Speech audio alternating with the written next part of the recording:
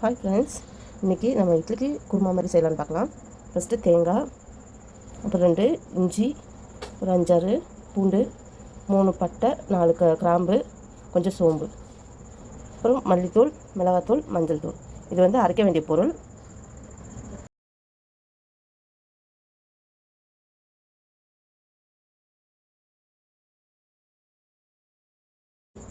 மசாலா அரைச்சாச்சு. இந்த அளவுக்கு நைஸாக அரைச்சி எடுத்துக்கோங்க. அப்புறம் வெங்காயம் ஒரு 5 சின்னதாக இருக்கங்காட்டி 5 எடுத்துருக்கேன். நீங்கள் 2 கூட எடுத்துக்கலாம் பெருசாக இருந்தால். ஒரு தக்காளி, 2 பச்சை மிளகாய், ஒரு கருவேப்பிலை கொஞ்சம், கொத்தமல்லி கொஞ்சம். இதை அரிஞ்சு எடுத்துக்கலாம். எல்லாம் அரிஞ்சாச்சு. இப்போ தாளிச்சு விட்டுடலாம். நம்ம எண்ணெய், நான் கடலெண்ணெய் யூஸ் பண்ணுறேன். எண்ணெய், கொஞ்சோண்டு கடுகு, கொஞ்சோண்டு கடுகு வெடிக்கட்டும். வெடிச்சிருச்சு. இப்போ வெங்காயம் போட்டுக்கலாம். இந்த அளவுக்கு வதங்கினா போதும். இப்போ தக்காளி போட்டுக்கலாம். தக்காளி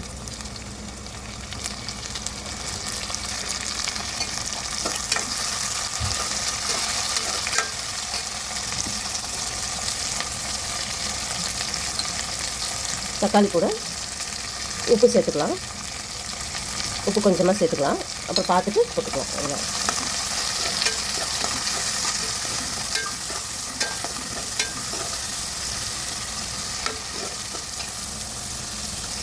இந்த தக்காளி வதங்கிடுச்சு. இப்போ கொத்தமல்லியும் போட்டுடலாம். கொத்தமல்லி போட்டுக்கலாம்.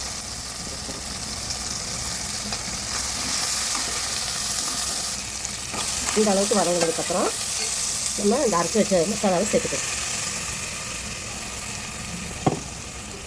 இது ரொம்பலாம் வதக்கணும்னா சும்மா ஒரு 2 கிளறு கிளறிட்டு தண்ணி ஊற்றிக்கலாம். நம்ம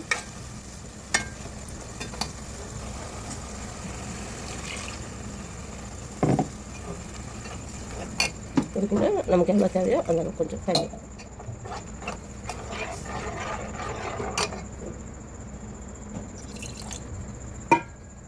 ஃப்ரெண்ட்ஸ், நான் பொட்டுக்கடலை போட மறந்துட்டேன். நீங்கள் தேங்காய் அரைக்கும் போதே பொட்டுக்கடலை கொஞ்சம் சேர்த்து அரைச்சிக்கோங்க. அப்போ தான் இது கொஞ்சம் திக்னஸாக வரும். நான் போட மறந்துட்டேன். இப்போ அதை பொடி பண்ணி போட்டிருக்கிறேன்.